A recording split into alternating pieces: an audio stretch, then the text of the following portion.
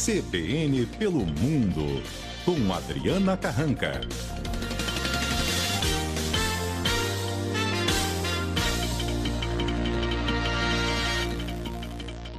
Adriana, boa tarde. Boa tarde.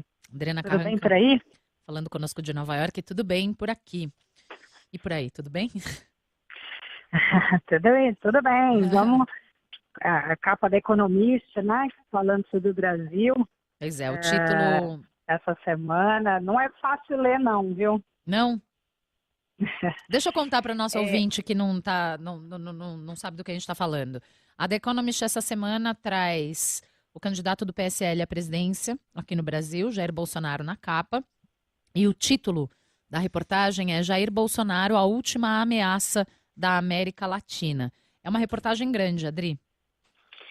É uma reportagem grande, assim, ela choca, assim, quando a gente lê, até porque como brasileiros fora, né, do Brasil, claro que a gente quer, enfim, a imagem do nosso país, né, é também importante, né, o Brasil há alguns anos ele teve uma projeção internacional muito grande, né, e muita participação na política externa, né, tanto nos governos de Fernando Henrique Cardoso, que começou a ter uma atuação muito grande do Brasil em vários fóruns internacionais, na ONU, né, e depois o governo Lula também ampliou muitas embaixadas, então foi um momento ali do Brasil fora da política externa brasileira, em que o Brasil foi muito falado, muito colocado, né, na arena mundial como um grande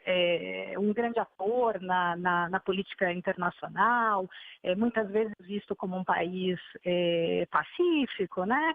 Então que sempre, vamos dizer, chamado para as negociações mais difíceis. A gente teve pessoas, diplomatas brasileiros, grandes diplomatas brasileiros, Sérgio Vieira de Mello, que infelizmente acabou sendo assassinado no Iraque, mas o Brasil tinha, né, eu lembro de estar no exterior em outras ocasiões em que o Brasil era visto de uma forma muito positiva. Então, claro que é muito difícil ler, né, a matéria da Economist começa falando sobre as qualidades do Brasil, dizendo, né, todo mundo diz o ditado que Deus é brasileiro, a beleza, a riqueza natural, a música e outras muitas coisas bonitas do Brasil geralmente fazem com que o país pareça singularmente abençoado, né, diz a revista. Só que depois ela coloca que os brasileiros hoje ainda estão se perguntando por que se Deus saiu de férias, né?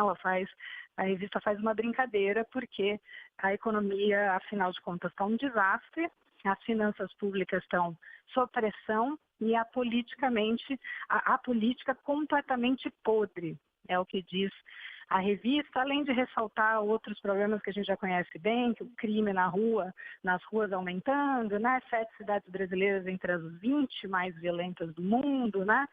E aí coloca realmente o candidato Jair Bolsonaro como um populista de direita que corre o risco, segundo a revista, de tornar tudo muito pior. A revista lembra que ele ficou 26 anos no Congresso, né? Não apesar de estar sendo visto por alguns eleitores como uma alternativa nova, é um político antigo que participou de tudo que o Congresso viveu nesses últimos 26 anos, né?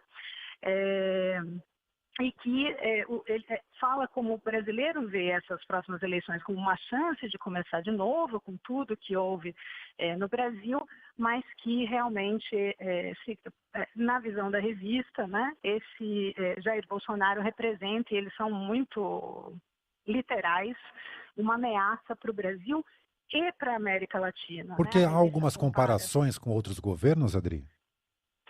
Ele compara com o Trump, com o que aconteceu aqui nos Estados Unidos, né? Um pouco também essa mesma lógica de se tentar buscar alguma coisa nova, e a eleição do Trump aqui, e com O Pinochet, o Rodrigo né? Duterte nas Filipinas.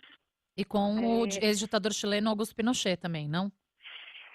O interessante, assim, para os eleitores, né, assim, às vezes você pensa uma coisa, a gente está nessa polarização muito direita e esquerda no Brasil, e a revista compara o Bolsonaro não só a Trump na América, que seria mais à direita, mas a coligação de esquerda e direita de Matteo Salvini na Itália, ao López Obrador, que é a revista diz um rebelde de esquerda que vai tomar posse em dezembro no México e que a revista considera como também uma ameaça, né? E depois, como você falou, compara também por causa, a revista lembra do flerte, né, do Bolsonaro com a ditadura, em várias ocasiões ele deixou já isso muito claro, e aí compara, sim, o candidato com o ex-ditador do Chile, Augusto Pinochet, embora no fim da revista, da matéria, a revista diga que Bolsonaro não seria nem capaz de converter o populismo numa ditadura em estilo Pinochet, mas que ainda assim esse flerte do Brasil com o autoritarismo é muito preocupante e realmente representa uma ameaça. E deu muita repercussão aqui nos Estados Unidos, viu? Muita gente comentando. A Economista já publicou várias capas sobre o Brasil antes, né?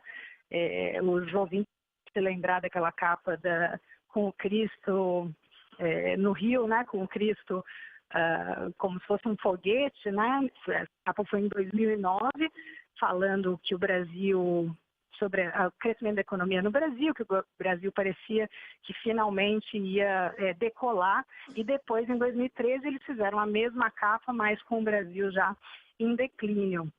E como eu estava dizendo, essa coisa não se trata de uma questão de esquerda e direita, porque a Economista também já publicou na capa, por exemplo, a ex-presidente Dilma Rousseff, uma capa cujo título era Derrocada do Brasil, e o ano, né, era em 2016, então o difícil ano que o Brasil enfrentaria ali na frente, e depois disso publicou uma outra capa também sobre o Brasil, falando que talvez a presidente tivesse falhado com o país, mas que, na verdade, a falha, isso foi uma capa da Economista também, era da classe política inteira brasileira. Agora, então... Adri, bom, a Economist é indubitavelmente uma revista liberal. É comum para essa revista conhecida e respeitada no mundo inteiro se pronunciar de uma maneira tão aberta contra uma candidatura? Tem duas coisas aí na sua pergunta, Tati. Você tem muitos eleitores também, muitas pessoas no Twitter, nas redes sociais, acusando, né, querendo desmerecer a crítica da revista, dizendo que, na verdade, é uma revista, como é realmente uma revista liberal, e que, na verdade, teria trazido essa capa porque é vendida para o mercado, etc. Mas a revista também lembra, né, que o Jair Bolsonaro também flerta com o liberalismo econômico. O principal conselheiro econômico dele é Paulo Guedes, que foi educado na Universidade de Chicago, que é um bastião das ideias de livre mercado, né? Então, não é uma questão, a posição da revista não é uma questão de liberalismo econômico ou não liberalismo econômico. Ela faz uma crítica grande também, dizendo que a América Latina já flertou antes com com o liberalismo econômico e o autoritarismo, né? Citando, como a gente já falou também, o exemplo do Pinochet. Agora, essa questão da revista tomar posições, isso é muito comum aqui. Na Inglaterra, principalmente, aqui um pouco, nos Estados Unidos, mas na Inglaterra isso é muito comum. Todos os jornais tomam posições políticas e divulgam as suas posições políticas muito claramente. Sem né? deixar de fazer jornalismo, né? Sem deixar uma coisa é uma coisa, porque... outra coisa é outra coisa. Porque é uma crítica baseada em realmente análise de fatos, né? É uma análise dos fatos. Então, como eu disse, não é uma crítica da esquerda, ou a direita ou a esquerda. A Economista cansou de publicar capas falando sobre o caos na Venezuela, como eu disse, publicou críticas ao governo do PT também, publicou a guerra no Iraque. A revista foi a primeira vez que uma revista pediu publicamente desculpas aos leitores, porque com a informação que tinha antes, não sei se os ouvintes vão se lembrar, mas antes da guerra no Iraque, houve um grande relatório que foi divulgado pelos Estados Unidos, que davam sinais de que havia armas de destruição em massa no Iraque. E a economista, na época, acreditou naquele relatório e publicou uma capa sobre isso e depois pediu desculpas, porque, na verdade, havia sido na verdade, aquelas informações realmente não tinham, no relatório, não tinham base, e eles publicaram depois uma outra capa dizendo que a guerra no Iraque tinha sido, na verdade, um crime contra também a decisão da ONU, né? Foi uma decisão unilateral dos Estados Unidos. Então, a Economist, assim como os Guardian, The Times, na Inglaterra, eles publicam realmente posições muito... eles não têm medo de publicar as suas posições baseados numa análise, como você disse, de fatos e de dados e da história, né? Então, essa capa da Economist faz aí uma retrospectiva muito importante da história na América Latina e de por que esse flerte com o autoritarismo e com a ditadura é tão perigoso para uma democracia que, como também diz a revista, é muito nova. A democracia brasileira é muito nova e é muito preocupante que, depois de já ter vivido o período tão duro da ditadura no Brasil, o país já de novo esteja flertando com esse lado negro da história. Adriana Carranca, diretamente de Nova York, no nosso CBN pelo Mundo, toda quinta-feira, nesse horário. Obrigada, Adri. Até a semana que vem. Até, um abraço.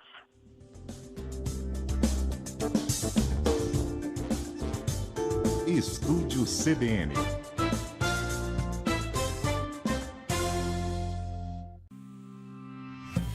Alice, Sofia, Carolina, Heloísa, Fernanda, Marcela, Letícia, Maria.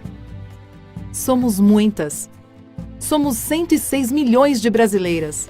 E mesmo sendo 51% da população, somos apenas 13 senadoras e 54 deputadas federais, de todos os partidos. No Congresso Nacional, somos 11% do total. E esse deveria ser o lugar para ouvirmos a voz de todos e todas. Alguma coisa está errada. Nós, do PSDB Mulher, queremos um Brasil mais igualitário, com menos diferenças, com mais respeito. Com mais espaço para tratar dos problemas que interessam às mulheres. Todos os problemas. Mesmo sendo poucas, nós, mulheres do PSDB, fazemos a diferença, tanto no Executivo quanto no Legislativo. Comunidade Solidária, Secretaria da Mulher da Câmara, primeiro Ministério da Mulher. Agora, em 2018, queremos fazer mais. Queremos ser o partido com o maior número de mulheres eleitas para participar da vida política do país. Porque o lugar da mulher é na política. É empreendendo, é recebendo salários iguais, é cuidando, é cumprindo as leis. É no comando, é se colocando no lugar dos outros, é trabalhando por um futuro melhor. Afinal, lugar de mulher é onde ela bem quiser. PSDB Mulher.